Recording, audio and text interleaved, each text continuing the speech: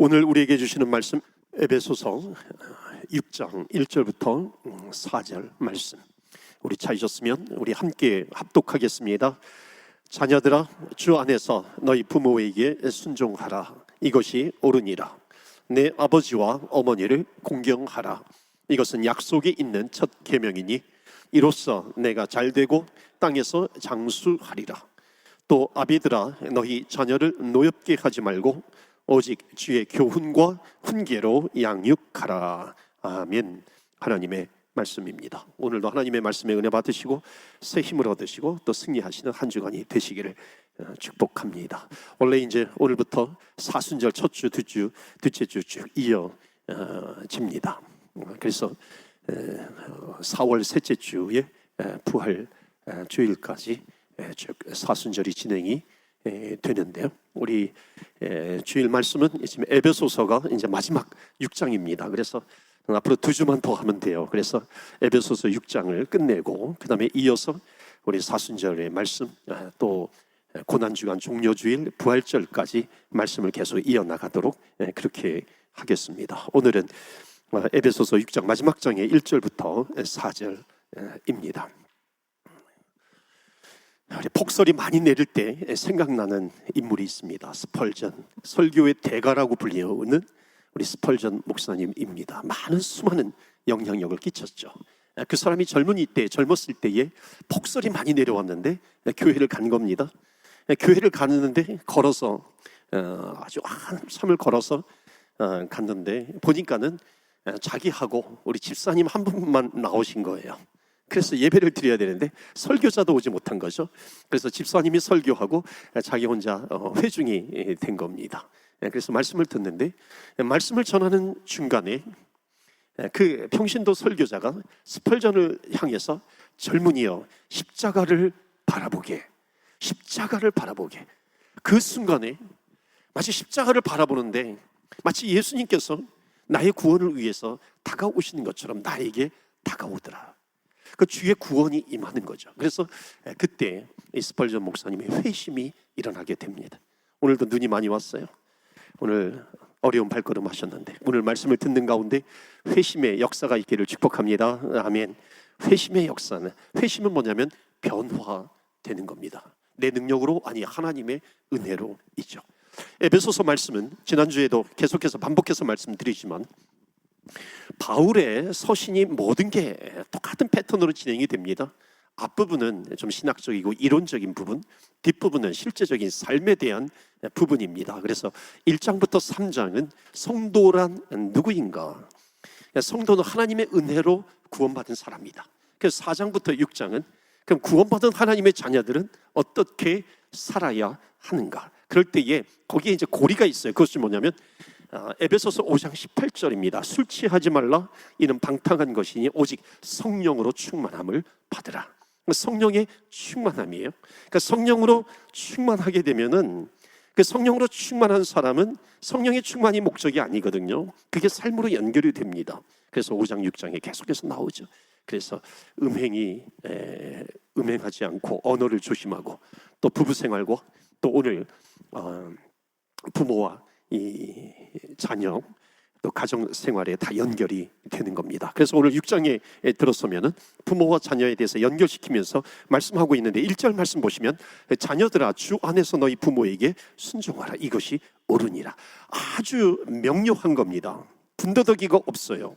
그러니까 설명이 붙여진 것은 딱 하나, 이것이 옳으니라. 매우 간단합니다. 자녀들아 주 안에서 너희 부모에게 순종하라. 말이 굉장히 짧은 겁니다. 여러분, 세상에서 가장 말이 짧은 곳이 어디냐면 군대입니다. 군대는 집합 그러면 집합하는 거고, 취침 그러면 자는 거고, 뭐 뛰어 그러면 뛰는 겁니다. 군더더기가 없잖아요. 왜 해야 돼요? 그런 질문이 없습니다. 그냥 순종하는 거죠. 그러니까 부모와 자녀 사이도 마찬가지입니다. 자녀들아 주 안에서 너희 부모에게 순종하라. 그런데 여기에 순종하라의 단서가 붙었습니다. 그것이 뭐냐면 주 안에서예요. 이게 굉장히 중요한 말씀입니다. 주 안에서 부모를 순종해라. 이게 무슨 말씀이냐면 부모님께서 주 안에서 주의 말씀을 가지고 하시는 말씀은 무조건 순종해야 한다는 것입니다. 예를 들면은 너희 자녀에게 부모님이 너 주일 성수 주일에는 꼭 예배를 드려야 돼. 그러니까 이거는 주 안에서 주의 말씀에 근거해서 전하는 것이기 때문에 이것에 대해서는 무조건 순종해야 한다는 것입니다. 한편 주 안에서라고 한다면은 주 밖에서도 있을 것 아니겠어요? 믿음이 없으신 부모님이 나름대로 또 이렇게 주 밖에서 뭔가 명령을 할 수도 있습니다. 예를 들어 가지고 무속 신앙을 가지신 분이 자녀들 이름으로 이번에 굿 한번 해야 되겠다 이러면은 순종하기가 쉽지 않습니다. 이건 주 안에서가 아니죠. 주 밖에서입니다. 그러니까 이럴 때에도 무조건 불순종하는 것이 아니라, 부모님을 대적하는 것이 아니라 기도하면서 지혜롭게 부모님을 설득할 수 있어야 합니다. 그리고 중요한 것은 뭐냐면, 부모님에 대한 가장 큰 효도는 뭐냐면, 이게 순종도 해야 되지만 부모님을 예수 믿게 하는 것, 예수 믿게 해 드리는 것, 이것이 효도 중에 가장 큰 효도인 겁니다. 자, 그 다음에 세 번째로 이 주 안에서 좀 더 깊이 있는 의미가 있습니다. 그것은 뭐냐면, 주 안에서 순종하라. 이것은 뭐냐면 십자가의 사랑으로, 주 안에서는 십자가의 사랑이에요.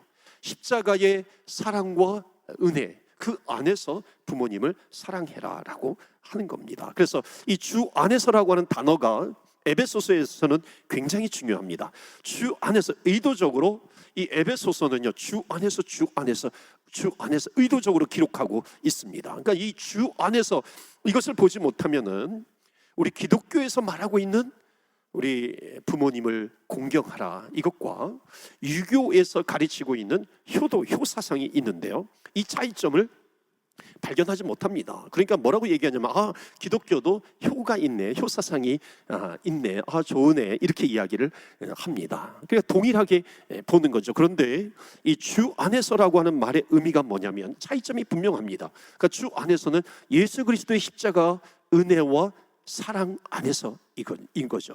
그러니까 주 안에서 부모를 순종하라. 이것은 뭐냐면 그 예수 그리스도의 십자가의 은혜와 사랑으로, 그 은혜와 사랑에는 뭐가 담겨져 있습니까? 우리 인류의, 인간의 죄, 허물, 이것에 대한 용서가 담겨져 있습니다. 그러니까 주 안에서 예수 그리스도의 십자가의 은혜와 또 사랑으로, 또 용서로 부모님을 순종할 수 있어야 한다는 겁니다. 이게 기독교와 유교의 차이점입니다.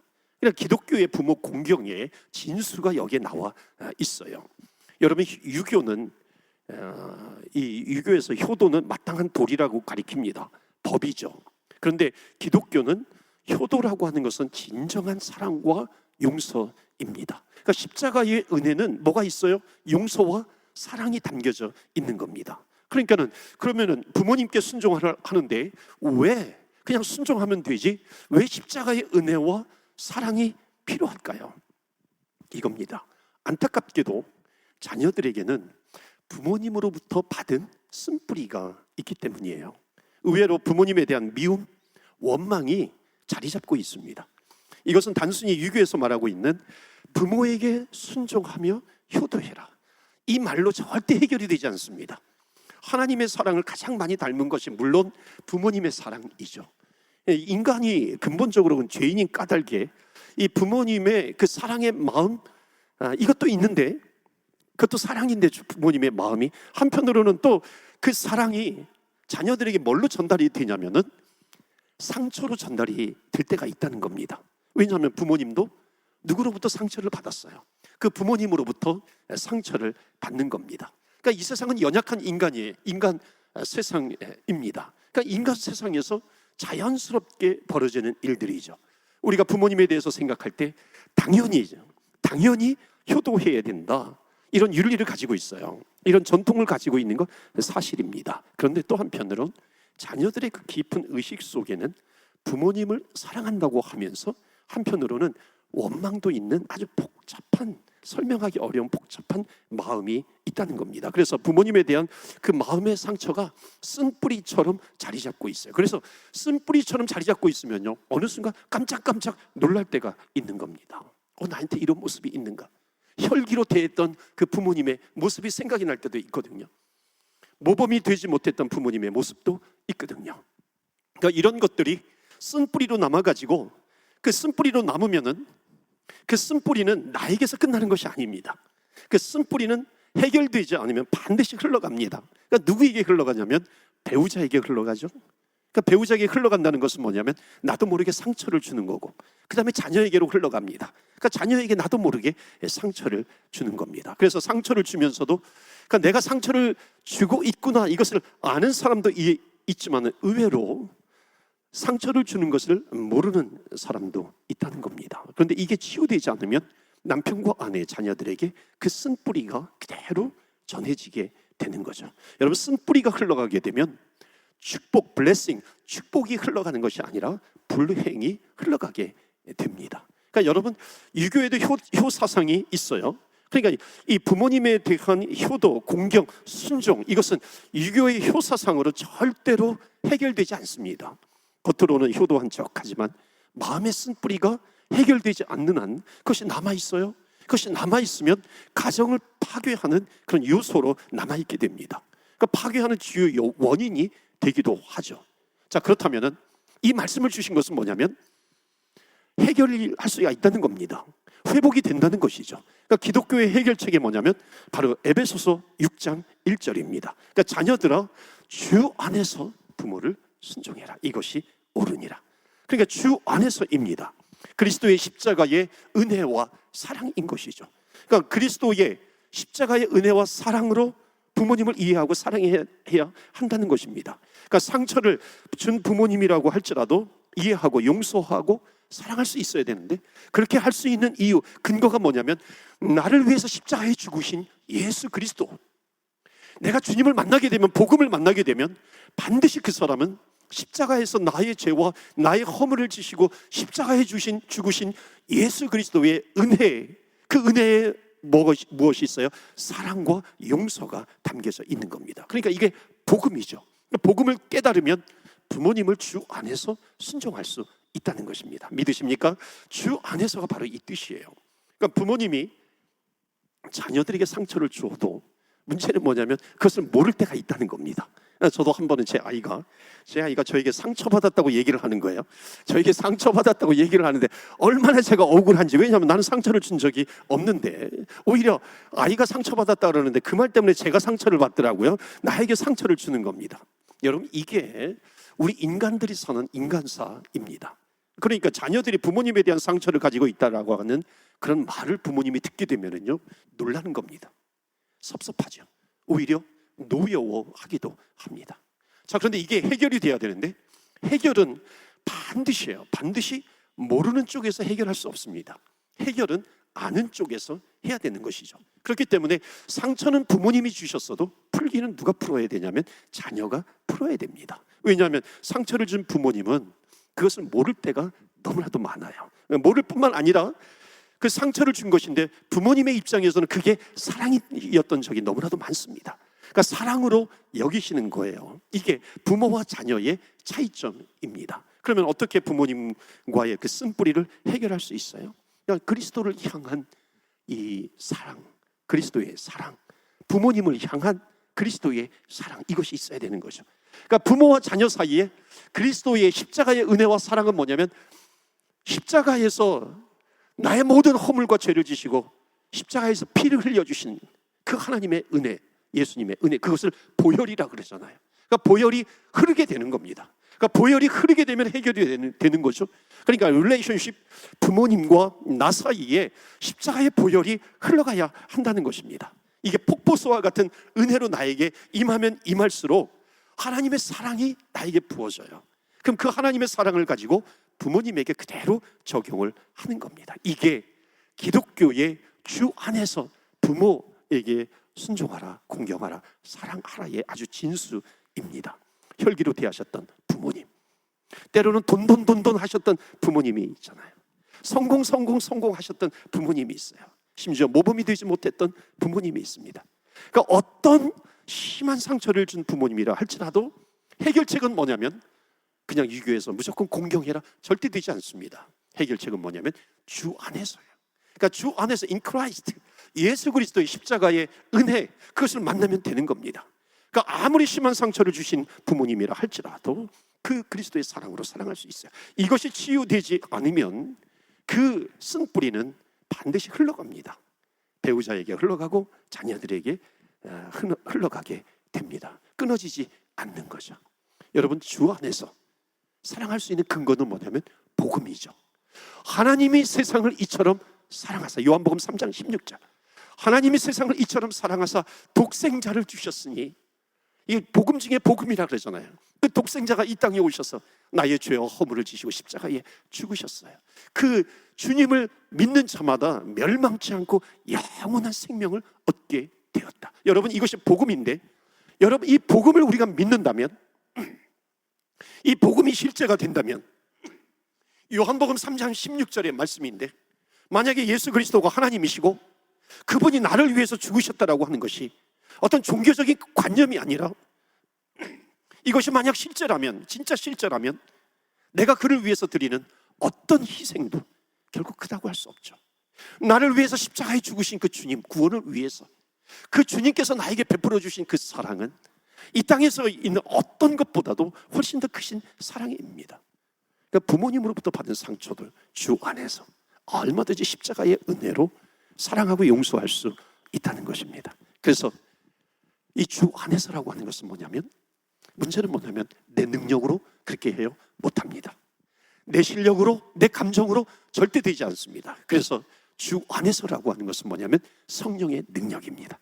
마지막 주 안에서, 그러니까 성령의 능력으로, 하나님의 능력으로 내가 그렇게 할 수 있다는 겁니다. 그래서 성령으로 충만하라, 성령으로 충만하라, 이렇게 말씀하고 있는 것입니다. 그러니까 이 주님이 주신 능력으로 용서를 선언하고 풀어야 한다는 것입니다. 한 번은 그 제자 양육을 하다가 그 이제 남아 선호 사상, 또 남존여비라 그러죠. 그 시골에서 그런 분위기 속에서 가정에서 자라난 그 자매님이 있었어요.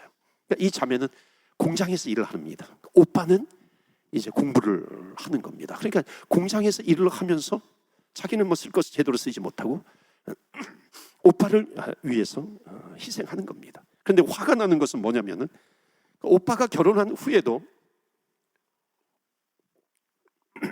엄마를 모시지 않는 거예요. 그 자매가 어머니를 모시고 삽니다. 그러니까 더 화가 나는 것은 뭐냐면, 그 어머니는 오빠밖에 몰라요. 그러니까 좋은 것이 있으면 다 오빠를 갖다 줍니다. 용돈도 모아서 다 오빠를 갖다 주는 거예요. 그러니까 어머니가 불쌍하면서도 용서하지 못해요.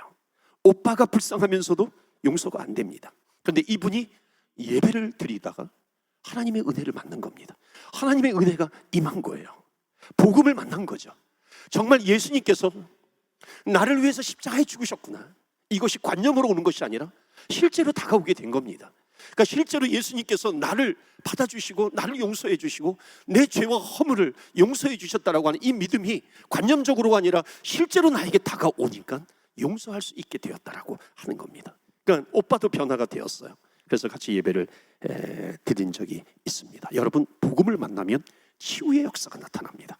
그 치유가 뭐예요? 주 안에서. 그러니까 주님을 만나게 되면은 아무리 쓴 뿌리가 조상 때부터 계속해서 내려온다 할지라도 주님을 만나고 복음을 만나게 되면 그 쓴뿌리는 끊어지게 된다라고 하는 것을 믿으시기를 주 예수 그리스도 이름으로 축복합니다. 아멘. 그러니까 주 안에서 용서할 수 있는 것이에요. 주 안에서 순종할 수 있는 것이고 공경하는 것이 가능합니다. 여러분, 이것이 막 되지 이루어지지 않으면 문제는 뭐냐면 블레싱, 복이 막혀버리게 되는 겁니다.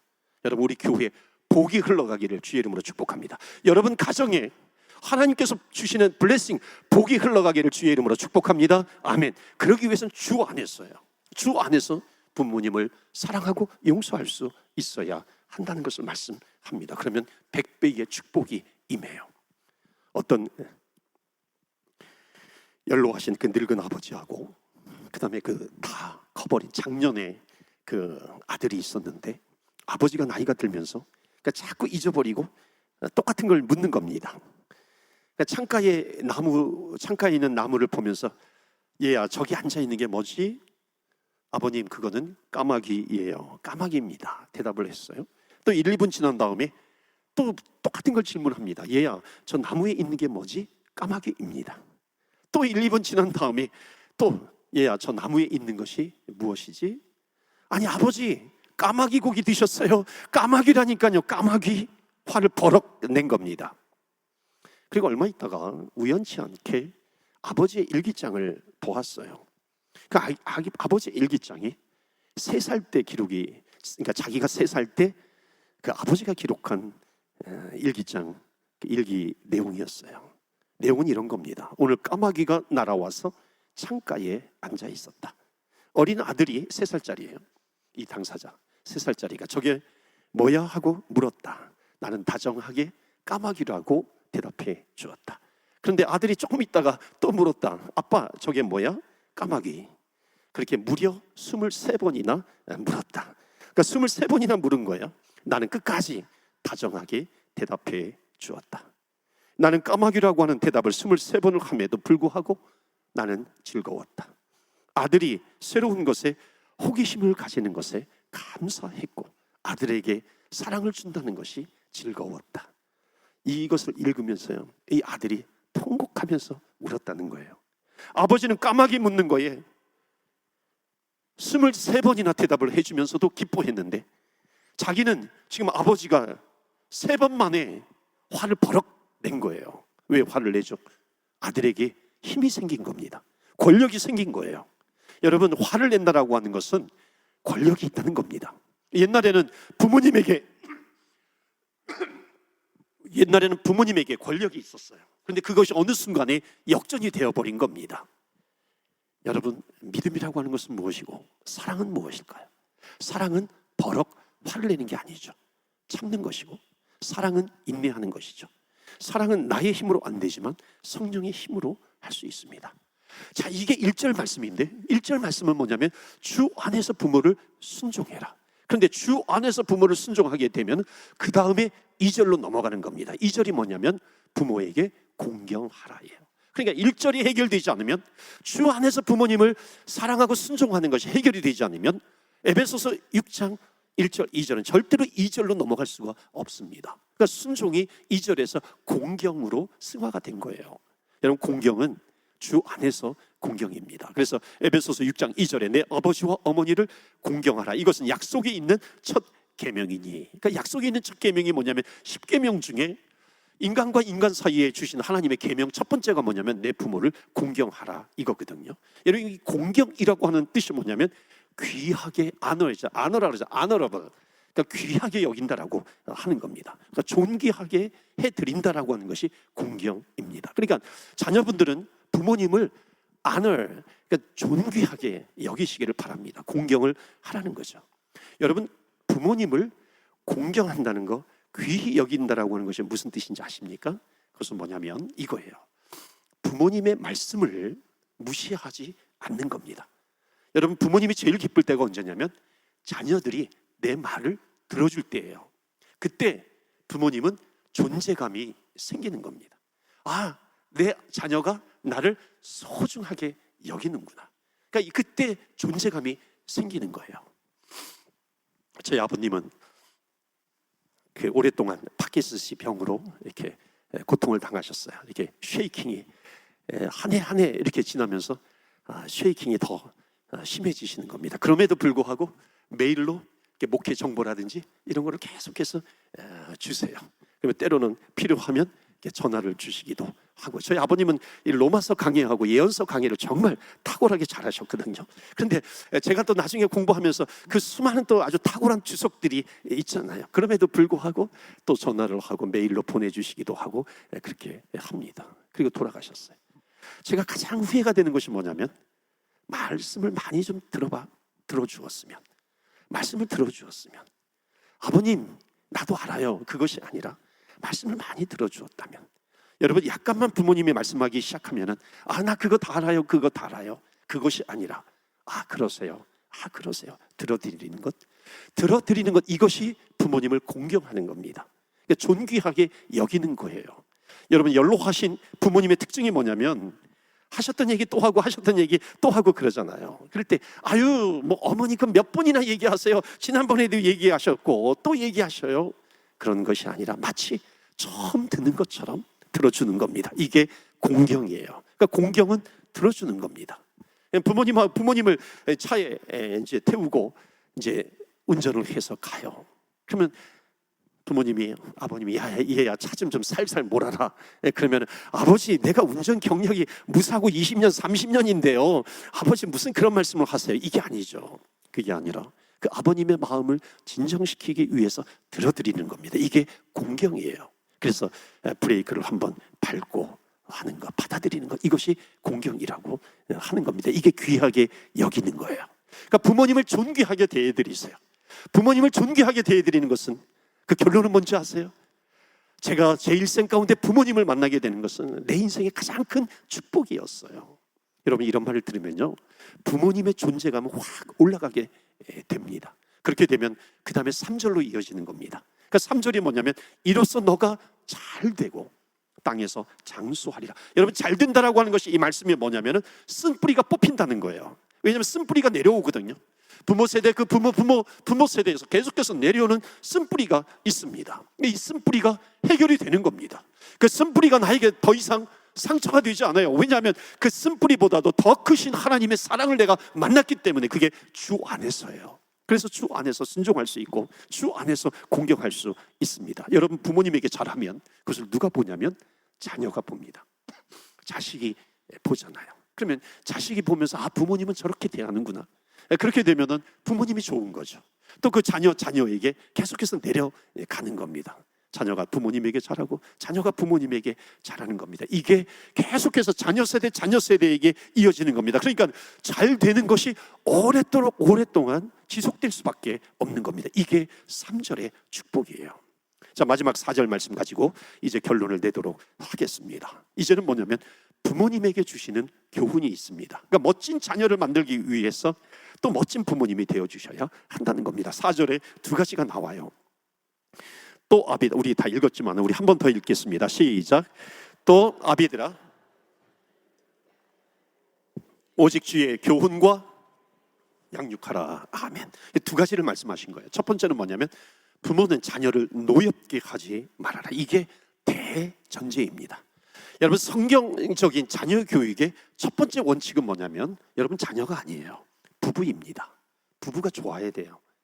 좋은 부부가 되는 것은 자녀 교육의 넘버원이다. 좋은 부부가 되는 것은 자녀 교육의 넘버원이다. 이게 성경의 원리입니다. 여러분 왜 자녀를 노엽게 하지 말라고 합니까? 부부가 싸우지 말라는 거거든요. 그러니까 부부가 싸우는데 모든 문제가 발생을 합니다. 제가 성경을 읽으면서요 계속해서 묵상을 하면서 내린 결론이 있어요. 그것은 뭐냐면 자녀 교육의 넘버원은 자녀가 아니라 부부입니다. 왜 그럴까요? 부모는 100% 자녀들에게 이그젬플이 되는 겁니다. 많은 사람이 오해하는 것이 있어요. 자녀 교육을 잘하면 자녀들이 잘 크게 될 것인가. 100% 오해입니다. 여러분 자녀가 소중합니까? 남편이 소중합니까? 대답 잘 하셔야 돼요. 여러분 자녀를 잘 키우려면요 남편을 잘 키우셔야 합니다. 다른 말로 하면은 존귀하게 여겨야 돼요. 존귀하게 귀하게 여기셔야 한다는 겁니다. 남편은 아내는 남편을 소중하게 여기는 겁니다. 절대로 자녀가 배우자보다도 더 중요하다고 얘기하시면 안 됩니다. 사실 부부를 더 중요하게 여기는 것이 자녀들에게 좋은 영향력을 끼치게 되는 겁니다. 그러니까 이것이 자녀들에게 블레싱이 되는 겁니다. 그런데 문제는 뭐냐면 좋은 가정이 될 수 없는 역기능적인 디스펑셔널한 역기능적인 가정이 있습니다. 깨어진 가정이 있어요. 여러분 그런데 문제는 뭐냐면 계속해서 에베소서는 주 안에서로 문제를 풀어갑니다. 그러니까 하나님께서 보실 때 역기능이 아닌 사람들이 아무도 없습니다. 역기능이 뭐예요? 디스펑셔널. 그러니까 하나님은 누구시냐면 디스펑셔널한 그 역기능을 펑셔널로 바꿀 수 있는 분이 누구냐면 하나님이십니다. 깨어진 가정도 좋은 가정이 될 수가 있다는 것이죠. 이미 이혼해버린 그런 가정이 있습니다. 여러분 여기에서 첫 번째는 뭐냐면 실패로 인정하는 겁니다. 그것을 부정하면 안 돼요. 그러니까 실패를 인정하면 그러면 하나님께서 그 실패를 가지고 야 너는 끝났어. 하나님은 절대로 그러신 분이 아닙니다. 여러분 자녀를 출가시켰어요. 자녀가 출가했는데 깨진 가정이 되었어요. 부모님은 야 너 죽을 때까지 너는 깨졌어. 절대 그렇게 하지 않습니다. 그런 마음을 갖지 않아요. 오히려 부모님의 마음은 그런 가정에 더 마음을 갖습니다. 여러분 하나님께서는 깨어진 가정에 하나님께서는 어찌 보면 더 특별한 마음을 하나님은 가지고 계세요. 그렇죠? 깨어진 가정도 역기능적인 가정도 좋은 가정이 될 수 있다는 것이죠. 여러분, 좋은 가정이 될 수 있는 비결은 딱 하나입니다. 그것은 뭐냐면 공백의 자리를 성령 하나님께서 차지하시도록 하시는 겁니다. 많은 가정이 그 편부모의 그 역기능적인 가정이 되면 자기가 엄마 아빠의 역할을 다 하려고 하는 그런 부담감이 나에게 생기거든요. 그러니까 그 부담감이 나는 혼자인데 그 가슴에 다 채워버리는 겁니다. 그런데 여러분, 혼자 계신 엄마는요, 혼자 계신 아빠는 그 엄마의 역할, 아빠의 역할만 최선을 다해서 하게 되면 나머지는 누가 채우시냐면 하나님께서 채우시는 겁니다. 그렇기 때문에 역기능적인 가정도 좋은 가정이 될 수 있습니다. 그럴 때 천국과 같은 가정을 이루어갈 수 있습니다. 마지막 6장 4절에 오직 주의 교훈과 훈계로 양육하라. 주의 교훈과 훈계로 양육하라. 이게 클라이막스입니다. 왜 이게 마지막 결론이냐면은 자녀를 교육할 때 이 주의 교훈, 주의 말씀, 이것이 뭐냐면 주 안에서 똑같은 말씀입니다. 여러분, 주의 말씀은 뭐냐면 꽃은 떨어지고 푸른 시들되 하나님의 말씀은 영원함이로다. 그러니까 하나님의 말씀은 변함이 없어요. 아쉽게도 부모님의 마음은 변화가 됩니다. 부모님의 경험도 변화가 돼요. 자녀들이 왜 헷갈리냐면 1년 전에는 이거 하지 말라 그랬는데 왜 1년이 지난 다음에는 왜 이것을 하라고 하시는가? 여러분, 이것 때문에 자녀들이 헷갈리는 거거든요. 일관성이 없는 거예요. 그러니까는 지금 4절에서는 뭐냐면 주의 말씀으로 훈계하라. 이것은 뭐냐면 주의 말씀은 변화가 없어요. 주의 말씀은 어제나 오늘도 내일도 변함없는 하나님의 말씀입니다. 그렇기 때문에 그 말씀을 붙들고 교육을 하게 되면, 교훈을 이 자녀들을 가르치게 되면은 이 하나님께서 주시는 말씀에 권세가 있습니다. 그 말씀을 붙들고 가르치는 거예요. 감사하게도 우리 교회는 말씀을 읽는 우리 장로님, 또 권사님, 집사님들이 많이 계세요. 참 귀하더라고요. 필사하시는 분도 계세요. 하나님의 말씀을 붙들고 있으면 하나님의 권위가 흘러가게 됩니다. 그렇기 때문에 사랑하는 성도 여러분, 아무리 세상이 흉흉하고 때는 우리 가정이 깨어진다 할지라도 내가 붙들고 있는 것이 있으면 됩니다. 그것은 뭐냐면 주 안에서 부모님을 순종하고 주 안에서 부모님을 공경하고 말씀을 들어드리고, 또 자녀들에 대해서는 노엽게 하지 말고, 또 부부의 사랑이 귀하고, 그리고 아무리 역기능적인 가정이라 할지라도 하나의 최선을 다하면 나머지 부분은 하나님께서 채워 가신다는 겁니다. 이것이 성경적인 가정의 원리입니다. 그러면 주님의 이름이 높이 올려지는 가정, 천국과 같은 가정이 될 줄로 믿습니다. 그러한 저와 여러분의 가정이 되시기를 주 예수 그리스도 이름으로 축복합니다. 아멘.